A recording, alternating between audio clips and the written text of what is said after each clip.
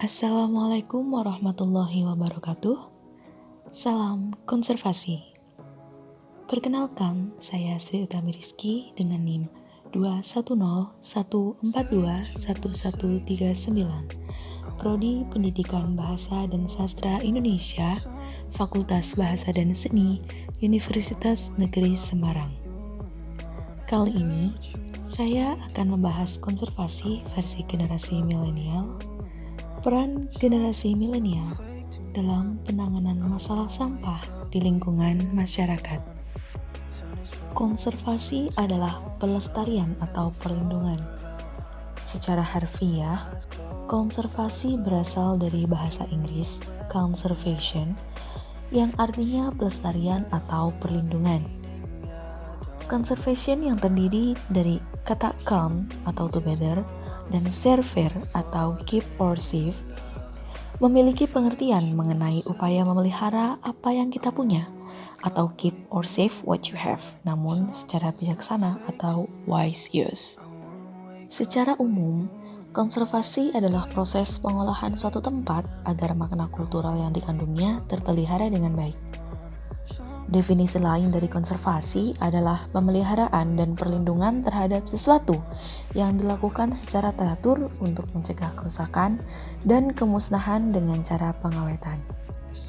Cakupan konservasi bukan hanya tentang alam, namun ada pula tentang warisan budaya dan lingkungan binaan monumen arkeologi, bangunan penting bersejarah, landscape, ekologi, hingga sumber daya yang ada, serta konservasi satwa liar.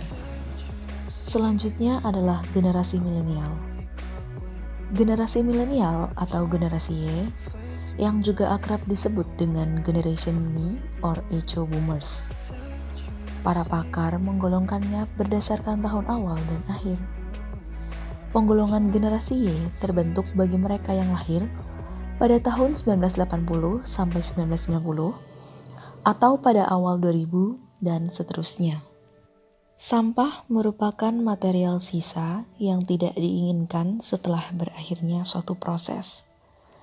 Sampah adalah suatu bahan yang terbuang atau dibuang dari sumber hasil aktivitas manusia maupun alam yang belum memiliki nilai ekonomis.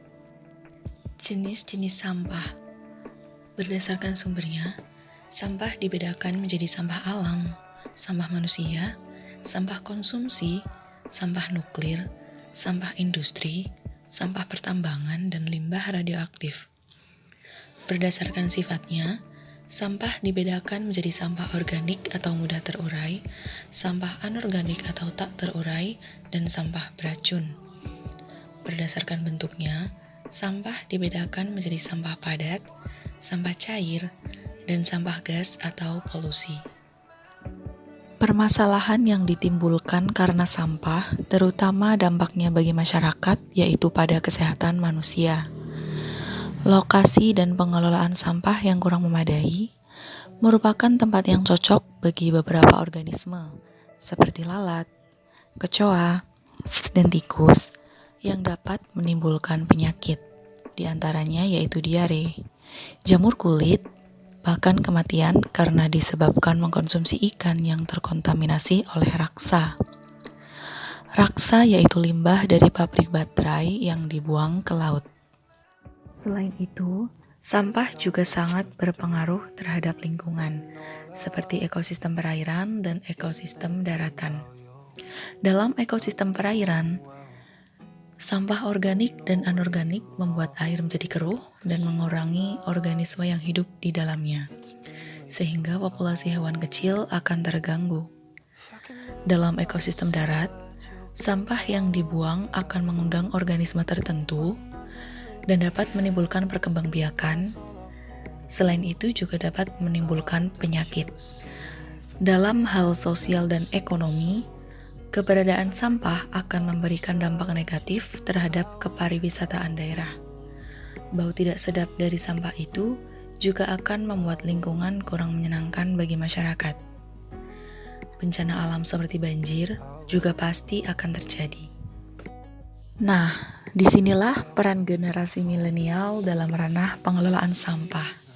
yaitu dengan menerapkan prinsip 4R yang terdiri dari reduce, reuse, recycle, dan replace. Reduce atau mengurangi, sebisa mungkin lakukan minimalisasi barang atau material yang kita pergunakan. Semakin banyak kita menggunakan material, semakin banyak sampah yang dihasilkan. Berikutnya adalah reuse atau memakai kembali.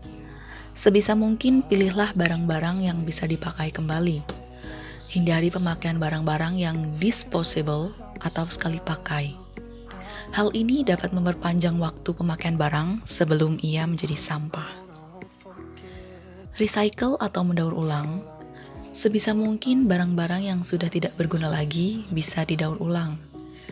Tak semua barang bisa didaur ulang. Namun saat ini, sudah banyak industri non-formal dan industri rumah tangga yang memanfaatkan sampah menjadi barang lain. Berikutnya adalah replace atau mengganti. Telitilah barang yang kita pakai sehari-hari. Gantilah barang-barang yang hanya bisa dipakai sekali dengan barang yang lebih tahan lama. Selain itu, telitilah agar kita hanya memakai barang-barang yang lebih ramah lingkungan. Misalnya, mengganti kantong resek kita dengan keranjang bila berbelanja. Dan jangan pergunakan styrofoam, karena kedua bahan ini tidak bisa degradasi secara alami. Ayo, bersama-sama mewujudkan lingkungan yang bersih dan bebas dari sampah. Baiklah Sobat Konservasi, saya kira cukup pembahasan kali ini. Semoga kita semua bisa selalu menjaga kebersihan lingkungan dan mewujudkan lingkungan yang bebas dari sampah. Terima kasih. Apabila ada tutur kata yang kurang berkenan, mohon maaf. Wassalamualaikum warahmatullahi wabarakatuh. Salam konservasi.